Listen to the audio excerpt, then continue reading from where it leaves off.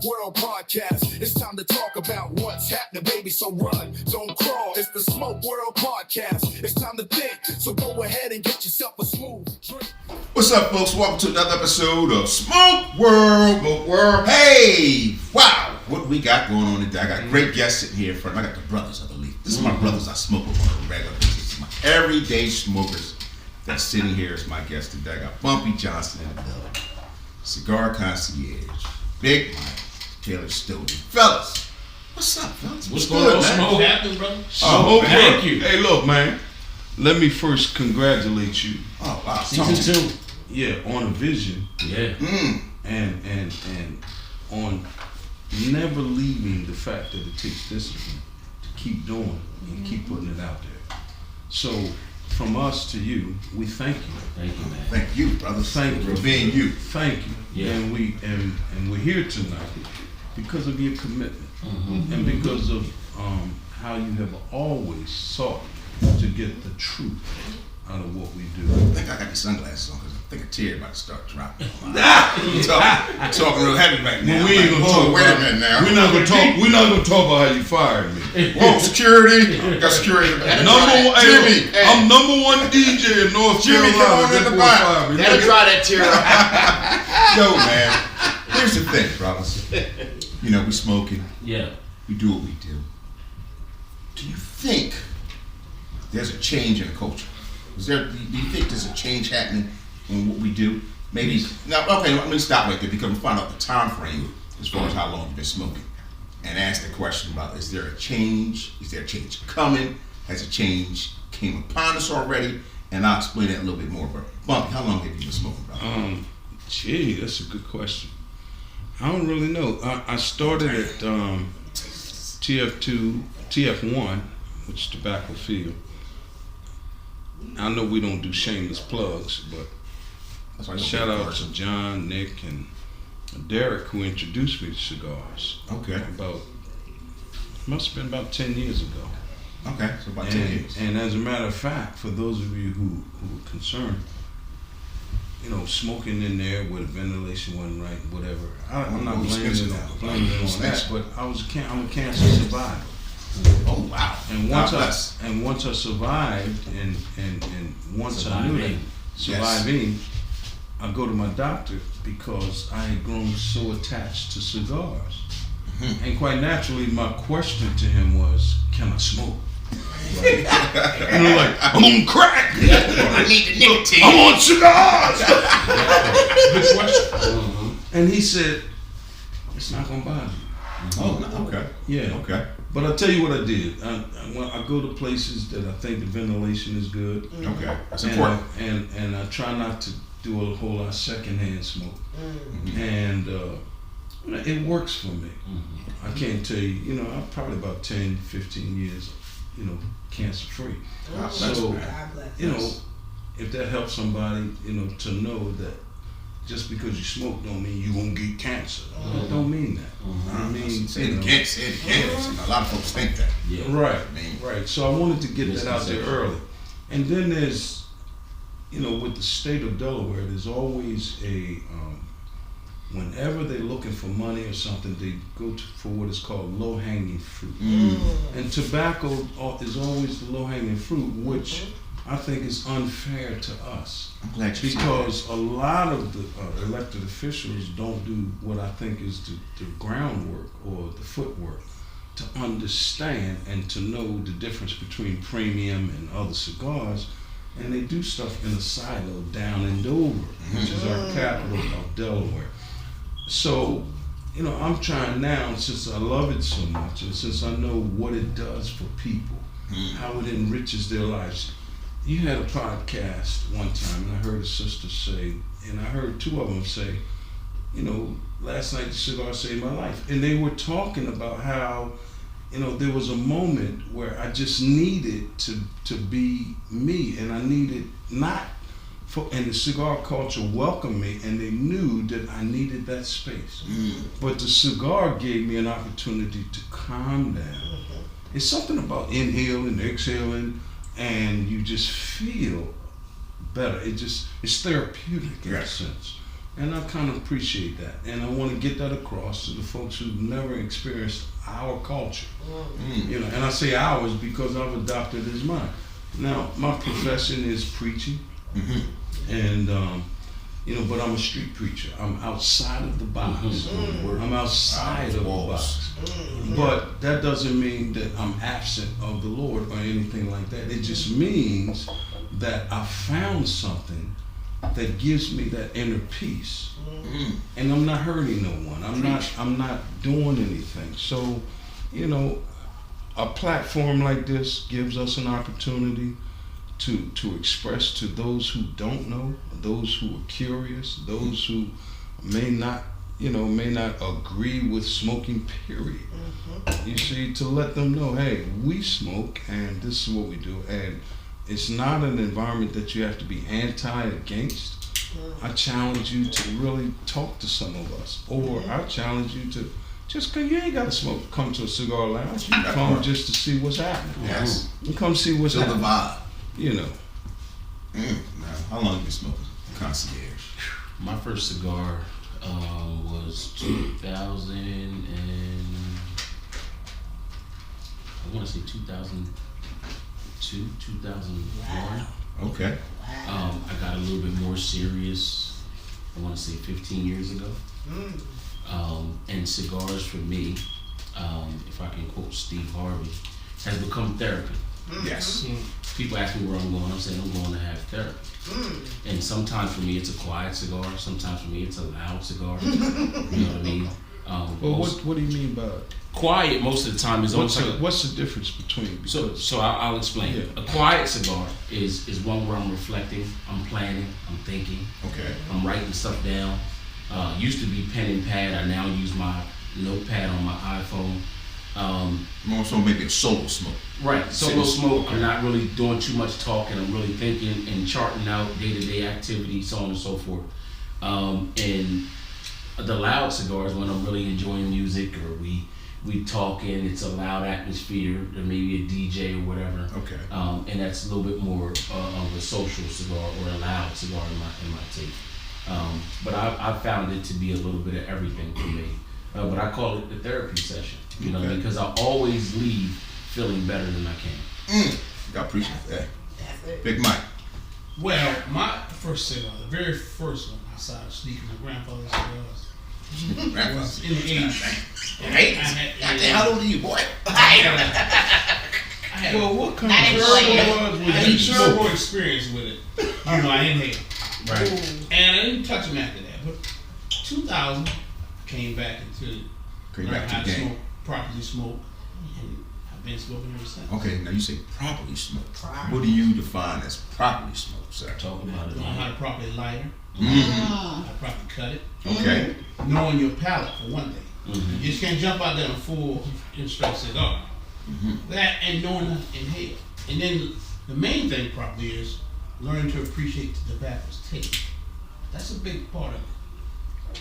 And understanding the notes you get from a cigar, you know, and that's gonna be a part of your palate. And then you discover what you like and what you don't like. I appreciate that. I'm about to learn something today on this podcast. So I'll go back to the original question as far as the culture. Because it is a culture. Going back to what you said, Bumpy. And for those who don't know, there's some negative stereotype because we're smoking. And most folks look at smoking as a negative thing. And they do associate that based on the FDA, you know, cancer, Surgeon General has to place these particular stickers on cigars to say, you know, again, we gotta let you know, this may cause cancer. Anything may cause. Our food right now causes cancer. Well, so let's be real. what you're saying is absolutely correct. We live in a state that has corporations that have done some Or hard DuPont. things. I ain't got a problem calling them out. DuPont. Yeah, I call them out. They don't pay me nothing. That's, I ain't you scared. know, and Big brother coming for you. and when you think about what's in the water, when you think about what we're breathing, Right. Yeah. you know, and you think about what we're eating, Yeah. you know, in this particular state, you come to understand that, you know, we're at risk with just drinking water. Yes. You know, so you think to yourself, the water doesn't give me this feeling. I know it's good for me. I know I got to drink water, but it doesn't give me the feeling to when I inhale and I exhale. But I don't, like Mike said, I don't put it in my lungs. Right. I just suck it up, blow it out. Yep. Just Pause. the mere Suck it up. fact. Pause. Suck it That's a up. pause moment. Yes, pause. But go ahead. All right. You say suck it up. All right. Yeah, I know suck it up. Yeah. Suck it up. Run the tape back. Run the tape back. Yeah. Run the tape back. Pause. But proceed with your Yes, statement, sir. I'm So- sorry. So you know. You find that those feelings, and what on your podcast where you had Sister Numbers, Sister Numbers began to talk about something that touched my heart when she said that, listen, man, I had something to happen in my family, and it was close, and when I decided that I was going to go in and just smoke, and she said it was therapeutic. So how many outlets do we have? When you think about the onslaught of what's going on in this nation against us as Talk black about it. people, just being black, Just being blind. you see, what outlets do we have? There was an onslaught of things that destroyed our historic and sacred institutions where we were growing up. We used to have places we went to. Yes. And we found that camaraderie. And somehow they gone. Yep. You know, and most of us, the cigar culture produces people that are mature. You heard on your, I keep going to your other podcast because I learned from that, you know, when I watched it. So, Let me see that face. and they said, you know, they were saying things that really made me feel good about how this thing has become an outlet for us. So when you talk about somebody who says, I'm gonna kill that, you did that, you disrespected me, because most black men, all we want is respect. Yes. So when you trigger that and we feel disrespected, Here it is. you know, who brings us down, or who talks us through, who walks us through. And I heard sis say, when I come into the lounge, I speak to everybody, and it's reciprocal. And now I feel like I'm a part of. No, now being a part of means that the therapy is happening in my mind, and in my mind it attacks my spirit. So once I'm in that particular situation and I come out, I'm a better person. All right now. You know, and this little thing called a cigar has helped me. It's a tool, Right. Yes, it you is. know, and then it becomes pleasurable. Right.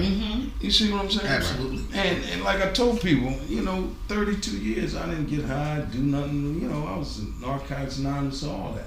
I didn't smoke. None. A friend of mine, Derek L, turned me on the cigars. I said, you know what? This just feels good. It just feels good. I'm not hurting anyone. It's my private space. Yes. Now, to be in a private space Right. and to be around fun people that are welcoming Right. and people that, like the sister said, you know, they understand the human nature of men hitting on them and all that, but in reality, they don't have a lot of that in the culture. You see, there's married men, most men, most women in this culture have already decided what their life should look like. So when they come in there not for that boogity boogity. Preach it, Pastor. You better preach it. The young people call it the dum diddy dum dum. I ain't never heard that, but okay. They don't want to be a part of the I'll go dum a step diddy further dum. that for me, cigars are ritual, cultural, Yum, and yum. ceremonial. Oh, The okay. history of the leaf, right, is one of which belongs to us. The most profitable sources, if you will, were slaves, cotton, tobacco. Okay. Okay, so it belongs to us. Talk about it. The natives of this land taught people how to cultivate tobacco. Right, that is the New I World didn't know that. cigars. Absolutely, Really? absolutely, New World cigars.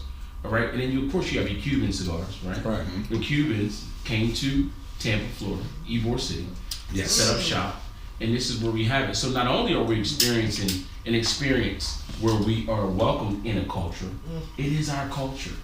It's almost like a return to home, right?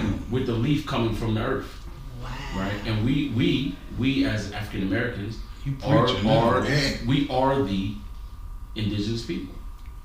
You preaching, right? Yeah, we preach on this podcast. Yeah, And that's going back to the question about the culture. right. Talk about Has it. there been a change? And what I mean by the culture, we had guests that came on the podcast that talked about the experience. Mm-hmm.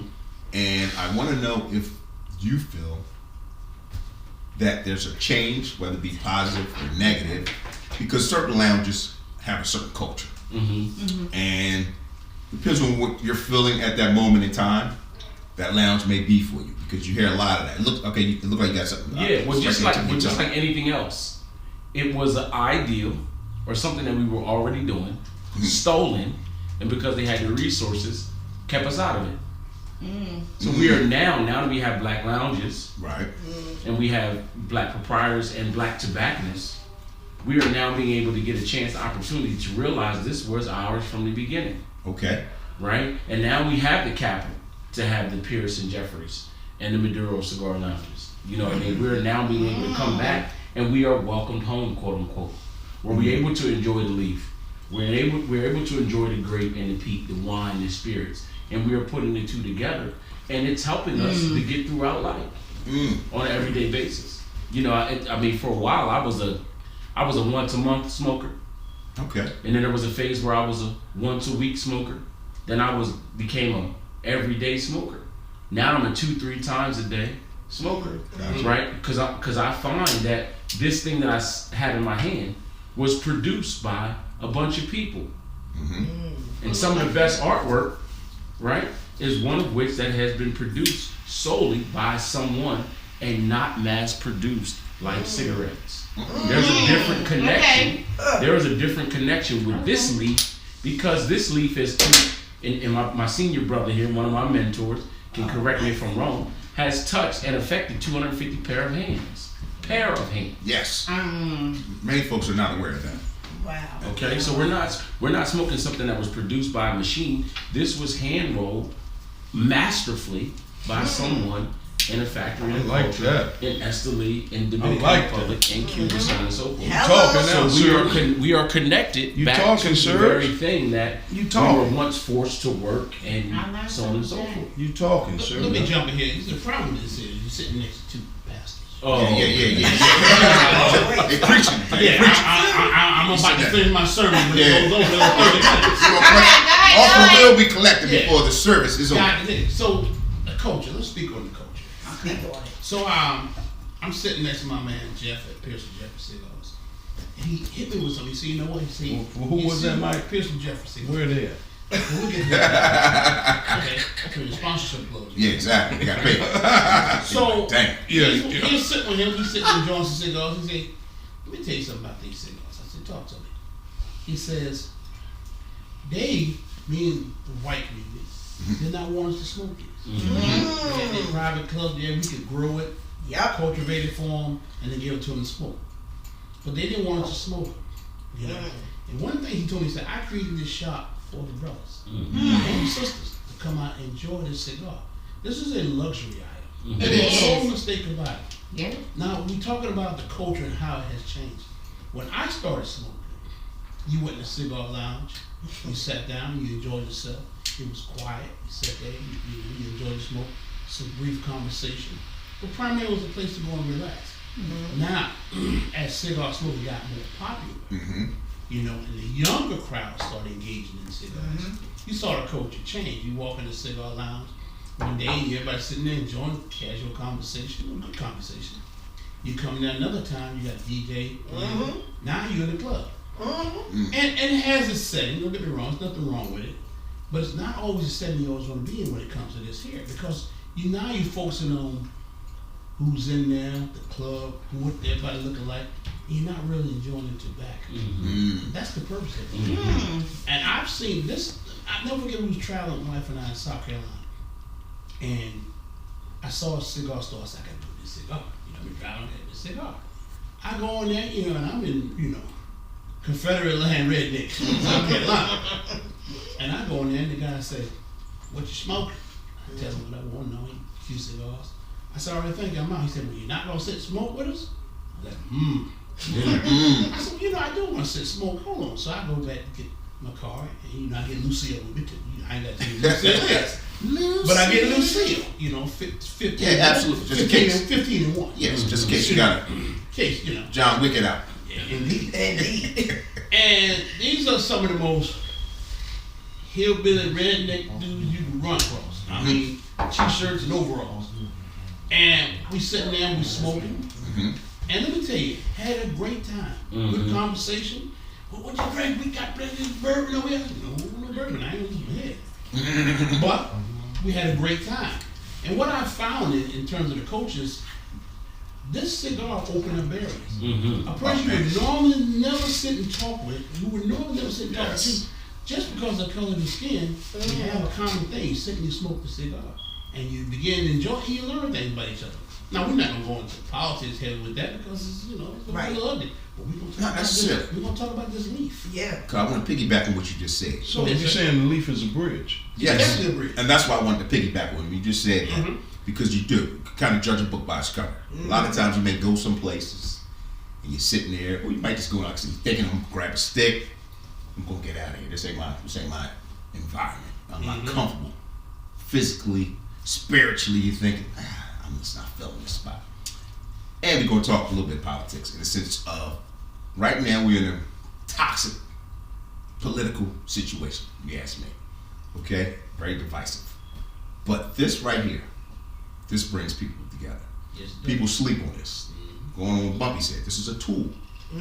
This tobacco rolled up can bring people together. Speaking of politics, back in the day, a few years back, we might not agree on the political aspect. You might have a different political perspective, but we can still have a conversation. The conversation will still be able to be had. Right. You say, okay, hey, Ty, how's your kids going? I don't agree with that Absolutely. bill. I don't agree with that, but Absolutely. we can still be respectful Absolutely. and have the conversation. You know Go what? out, play a little golf, grab a cigar, grab a little bourbon, a little scotch, sit back and have a conversation. You know what's We powerful? lost that. We're in a place right now where, unfortunately, the president of our United States is creating a divisive situation, environment, where we don't have that anymore. It's really like them against us. They have that mentality. Right. If you ain't on my side, then you ain't on nobody's side. But you know what? I'm glad you said that because I don't feel that in the lounge. No, it's not the lounge. I'm just Yes. saying, but that goes to the credit of what the cigar does. Yes. Years ago, and I've been 32 years in this Wilmington area trying to do things that would promote, a healthier quality of life for us. But when I sit down in the cigar lounge, white, black, or indifferent, that seems to dissipate. Yes. And folks seem to want to share a little more honest with you. And it gives me an opportunity to see and to know things that I would have never known about another culture. Right. Have that I conversation. think what it is, Jane Elliott talks about how, we go through school and we're indoctrinated to be a worker or to be in that profession. So we're not educated. We're indoctrinated to get there. Now, when you come into cigar culture, there's none of that. I've sat in cigar culture lounges with millionaires, multi-millionaires. You never know. That's right. Jesse And they talk to you like you have a right to be talking to them. Now, once I come out that lounge, then the lines are drawn, and and I have a great respect and a great love for just that piece. How it's bridging. These folks, the YWCA and all these folks put money into conversations around racism. We have conversations around racism in the lounge. It never gets volatile. Never. It never gets to where somebody erupts. But people, I have a lot of, I think I got white friends. I would call them friends, but We all think they come into the lounge, we talk, and they always whisper, I really like that. And I think what they're saying is this was an opportunity Yes. for me to get naked and not feel like it was a threat, that I was me. Right. That's an adversary. Because when I talk to some of these folks, man, they're human beings. So, They got children that are wayward.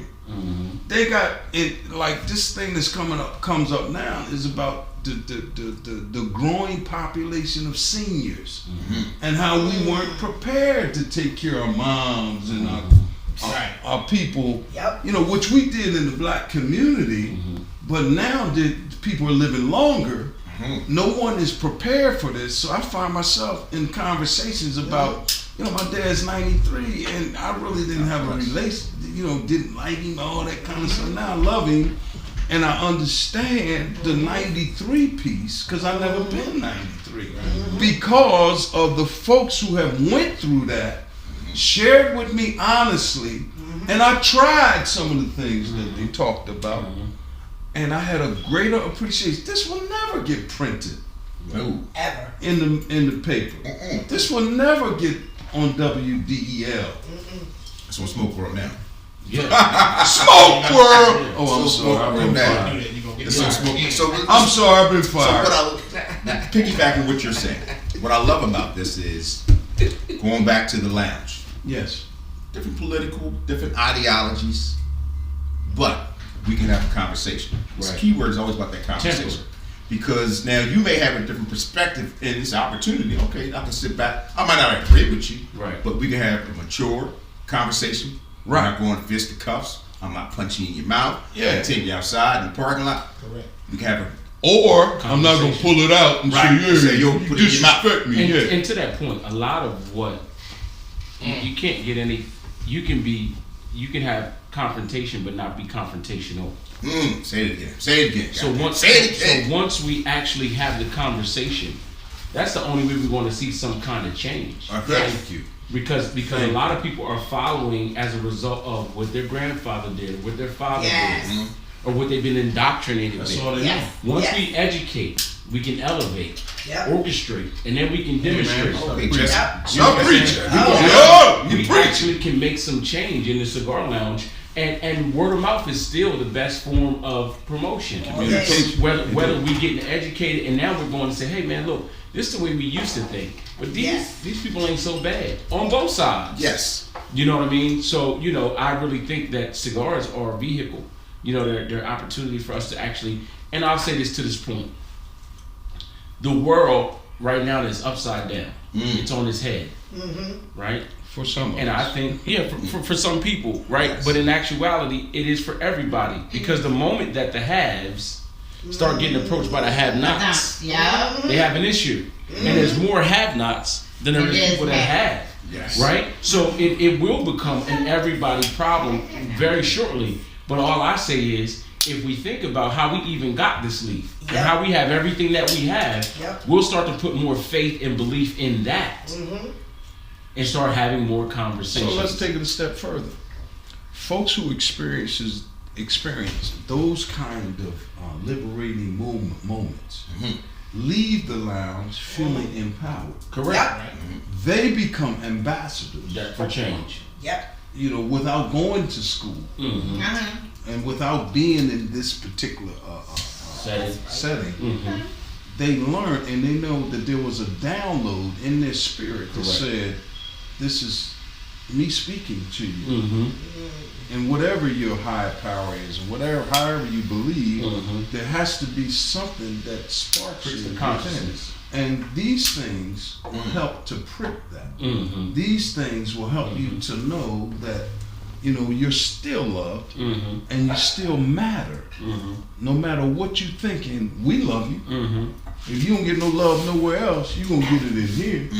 You know, in my opinion, I think that those that are in the circle of 47, President Trump, somebody should sit down and say, here's a 5-pack of cigars. Mm-hmm. Let's sit down and let's smoke. And let him and teach him how to enjoy it. Might change some of his perspective. I don't expect to change it all because he is who he is. Yeah, that part. That part. Because that's Mellow going it back to how down it used a to little be. bit. Yeah. Mellow That's it how down it a used to little be. bit. Yeah. There used to be that conversation where, just repeat myself, where politically. We may have a different ideology, but I still respect you, Right. your position. Hey, again, family's good, okay. Not agreeing with that policy, that's not going to work for my constituents here in my area. We can have a conversation, drink a scotch. Hey, you want this? Meet me on the golf course. Right. A lot of there. times, It's not there. a lot of times, people have lived privilege for so long that they don't see the downstream impact in protecting that privilege. They'd rather hold it, gatekeep it for themselves, not realizing that there's a downstream impact. That there's effect. It's affecting a larger demographic of people. I think what You know what I mean? What the I think- concierge is talking about. I'm sorry, Mike. I think we need, that what you're saying, to add to that we need to look at what's on the table right now. We got a war with Iran, okay, which is not really a war, more of a conflict. War don't happen until the Congress declare, and not just the Senate, but the Congress as a whole declare war. Then you're truly in war. The president only has 30 days of war power that he can enact. Now it's changed because before he could only activate the Marine Corps for 30 days. Yes. Now he able to impact all branch service, and that's from the previous presidents in the past. So that's what we need to look at. Now you have another thing on the table, which is I think it's called the Genesis, that he's at war now with the banks. Okay? This is the third time in this country that he has gotten war with the banks. Well, the president got war with the banks. Last time was that thing in Jekyll Island. Now you're dealing with what's now, he's saying the banks are making too much money off of the American citizen. True. But I also understand on the right that for him and his people, they're trying to set up a money grab. Absolutely. Especially with this digital coin that they're trying to Cryptocurrency. and the banks ain't going for it. So you're dealing with Bank of America and Chase that are fighting hard, spending millions of dollars to lobby this, saying, hey, no, we're not going for this here. So we got to watch that play out. So this is what we're looking at that's happening in this country right now. Everybody sees the war, but nobody sees that underground thing that happened with Genesis that's going to have more effect on us than what the war has on it. Okay. Oh, yeah, that's always powerful. So we talking. Since Mike jumped into the political realm, I don't want to get political in the sense that, I think about the atrocities that were put on black folks. In the cigar lounge, what I notice about most of the white folks, or the white friends that I have, they listen. Because a lot of them don't know. They have not accepted our history. They haven't been taught. Now, thank God for the internet and different things that are educating folks, those of us that read and those of us that want to know. Everybody don't want to know. I want to know. They don't want to know. It benefits them not to know. Not to know. Yep. And what we have to recognize is that thing that Dr. DeGru Leary talks about post-traumatic slavery syndrome. How it not only affected blacks and the atrocities that we lived through, but can you imagine white folks who would bring their children and grandchildren to a site where they were hanging black folks and then cutting off their limbs and saving them and selling them? What does that grandchild grow up? That grandchild grows up thinking that, well, there's no real value in being black. Now, when you look at that girl, Jane Elliott says, and it freaked me out. She says, listen, she was talking to a group of about 600-700 people. She said, I'm white, all y'all white, but anybody who's white in here right now that want to trade places with black folks, stand up now. Hanging a person. Yep. Nobody stood up. Nobody. And you know what she said? You know why you're not standing up? Because you know what we're doing to black folks are wrong, and you don't want it to be done to you. Yep. Wow. So, I've been just saying to hell, most black people Say stand that. for that. That part. And the thing you understand now, picture this. You are a white man, a wealthy white man in America. You got a family. Okay, your concern is make sure your children have a fighting chance. Maintain your wealth so you can pass on to your children. Right. And there's nothing wrong with that. And we have the same ideology as well. Okay? But they've been doing it much longer. absolutely. Okay, so you got to look at it from that perspective. What would you do if you were a black millionaire? Your concern is the same as theirs. Number one, I got to protect my wealth. I gotta make sure I got it today, but I gotta have it tomorrow. Okay, so you're gonna do what it takes to do that. The laws that get passed, that's gonna benefit your family, you're gonna be for them all day. Right. Whether a Democrat pass it or a Republican pass it. So- In most cases, the Republicans gonna pass it. So you're gonna have the same fight that they have in the perspective. So you gotta consider that there. The problem is that most of us are not at that level. Okay, but I want to say I was reading somewhere it said that 70% of black people in America don't live in poverty. Do not live in poverty. Absolutely. Now here's the other thing: 77% of black people have never been in jail. Never been. So the idea, the concept you have about black people is totally wrong. The optics. Okay? Yeah. And the sad thing about it is too many of us believe the opposite of that. Most of us been in jail, most of us live in poverty, is not the case at all. Now, many started poverty and come out. Right. Okay? Right. I wasn't born with a silver spoon in my mouth. Okay? But I believe that I have further advanced further than my mother and father did. You know, my family did. But my thing now is I gotta make sure that my children are in a position to win.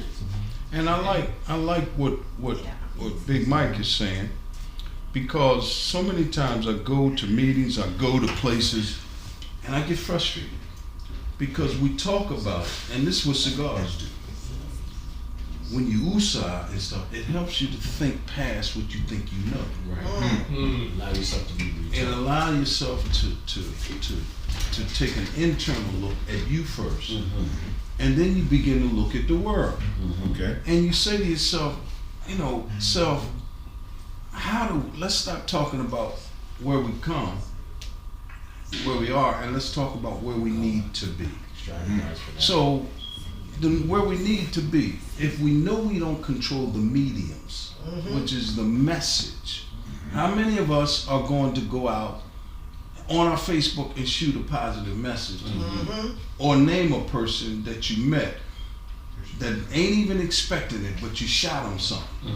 And how many of us are really going to look at your neighbor's child as my child? Wow. How many? Community. Like we used to. Yeah, how many of we got to do that now. This ain't back there. This is now. Who's going? You do it. You don't wait on Stone. Don't wait on Ty. You do it, and it's being done. The change you want to see. It's being done now. When you talk about politics and you talk about how we gotta demand more from our elected officials. Yes. But at the same time, we gotta come together and say, look, We already doing Stone, put 100 up. this. Right. Numbers, put 100 up. We say, look, man, Our resources. we got $20,000 for your campaign. Here's what we desire. Right. The moment you do not return calls, we got a problem. The moment you don't utilize your law, see, because once you become elected official, you have tools we don't. That part. You have a legal department. You have you have all these things, but how are you using these tools to benefit us? I mean, I know you got to live. I know most elected officials in Delaware, if you check, they got other jobs, and they got that job because they're an elected official. Correct. I would You say understand? a lot of our politicians, and I say this because I sleep next to one every night. Yeah. I ain't want to say that. I ain't want to say Like that. snitching. Yeah, I ain't. Yeah. And Thank you for for that, her, Mike. Thank you, it Mike. is 7 days a week, Yes. See? 26 hours a day. Yes.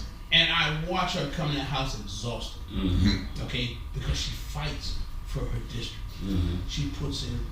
She fights hard. She go to the Capitol, she raised help, she fight. She raised millions of dollars for her district. Okay, and there's a lot of politicians that are doing that. Now, where it gets a little shady is when it gets federal. Because often politicians get on the federal level and they think, well, I've got to look for the country as opposed to looking for your district. Now, they do look for your district. But the thing is, you're absolutely right. You got to call them to the call. And now you're talking about that Dr. Claude Anderson's theory. Absolutely. That's what you're talking about. Absolutely. But there are many Absolutely. politicians Absolutely. that fight. Yeah. They fight and they exhaust themselves. The problem is they're out there fighting but they're often fighting by themselves. Themselves. When they need their constituents Woo! to step up, Patrick. to make the phone Yeah. calls, and say, hey, don't just call me, call the other people too. Yes. Let them know, Mm-hmm. okay? And let them know. That's what they have. They're often out there on an island fighting by themselves. And they're fighting against people who have money. Mm-hmm. And often And means. our politicians Money don't always means have the money. all that. They have the means, they have the lobbies that back them. Mm-hmm. They've got groups like the Heritage Foundation. that fight for them, that People that put can money be up, brought. that write legislation for them. You know, so our politicians that we do have in place that fight, they fight against a wall. Mm-hmm. They're fighting against a wall. And he says a good point, because when you look at the last election and how we didn't show up to vote, and you have people walk around today and say, I don't vote. Yeah. And in saying that, you dismiss the fact that people died Mm-hmm. so that we can be Well, here. Let me say this here. The fact is, 92% of black women voted. Yes. Right. Right. Kamala. Mm-hmm. 80% of black men voted for her. Yes. The problem lies is with those that said, I'm not going to take a stand. Right, the non-vote. You had Dr. Johnson, who said, let's not get out there and vote. Let's take it a Now- step further, though, Let Mike. me finish. Go ahead. They I'm said, sorry. We're not going to vote. Now, this whole election could have been turned all the way around had just 100-something thousand people in Georgia just voted for Democrats. They didn't vote at all. The same numbers in North Carolina. Had just those two states alone changed this whole thing, and we wouldn't have these issues we have. You wouldn't be seeing United States subservient to Israel. You won't see this. And and don't get me wrong, the Israel people, I understand to do it. I'm not knocking them at all, and I understand it. Government. You invaded my property. No matter you know you understand the policy. But you invaded my country. I'm knocking your socks off. I understand that. You had to retaliate. But the thing is that we wouldn't be in this position as a country had we done what we need to do. Those people that did not vote, they stepped up vote. I think I don't know. So- A large number that just didn't do it. So, right. No, And that's no. very irresponsible when you say I'm not voting for the party. No, pick a side. If you want to vote Republican, but pick a side. Show up and vote. Bring your ass out. Right. That's the first level of the civic responsibility. Right. The second level is then you gotta go, hey, I put you in this office. Like you said, I put you in this office. This is what we need This is from what we need for our area. What are you doing for it? Put your feet and to if the you're fire. not doing that, then hey, we gotta make some moves. You gotta go. I'd like to go a step further and say they knew. Oh. They knew from the strategic. I talked to Antoine C. Wright, Democratic strategist down in South Carolina. Okay. Almost predicted this current election because they know he knew with the type of person that was running how people would vote or decide not to vote. They were banking on the blind, deaf, and dumb, and the ignorant to go ahead and be blind, deaf, dumb, and ignorant, right? So they kind of knew how that would swing, right? So people must realize and wake up that you have to do your part. You got to stand through long lines or whatever, to actually Rain, fight the snow, adversity whatever it is. of what it's going to be. Now, here's what I'm a strong believer in. What the adversary meant for evil, we can get the glory out of it. Right? And we've been a resilient people. We made it through slavery, Jim Crow, and a whole bunch of other stuff. Right? So if we band together, that's strong enough. We're stronger together than we are apart. You know what I mean? So I get all of that that's going on. But I also see a bigger picture. Right? The dichotomy of the bigger picture is we also need to go back to what the basics are, take care of one another, and we'll make it through this too. And out of that will rise up somebody that we can call our leader, right? And it won't have to, the weight won't solely have to be on Barack. So And the problem with that statement of our leader is this: is that as black people, when we vote, we don't vote for black people. We vote for the entire country. Look, this is going to benefit the entire country. We don't just worry about black people. We look at other demographics. Well, other demographics vote for, hey, I'm sticking with white people. Okay, and the sad part of that is that you have a huge base of Latino come here into this country, and they got that box. What are you? Are you black? You white Latino? I'm white. Asian come in, I'm white. And others come here, I'm white. So Right. that's when they start looking at, Right. at the Right. census that go around. Right. That's how they pool the money out. Right. Okay? Right. They have a large Right. Spanish community that say we're white. They Right. don't see that money. Right. That money goes elsewhere. At It all. goes somewhere because they recognize what's going on there. Right. So we have to factor all that in. Hold that thought. We're going to be right back. We're going to take a quick break. We're going to be right back. Hey. When we get the next questions. Okay. Oh! What's happening, baby? So run, don't crawl. It's the Smoke World Podcast. It's time to think.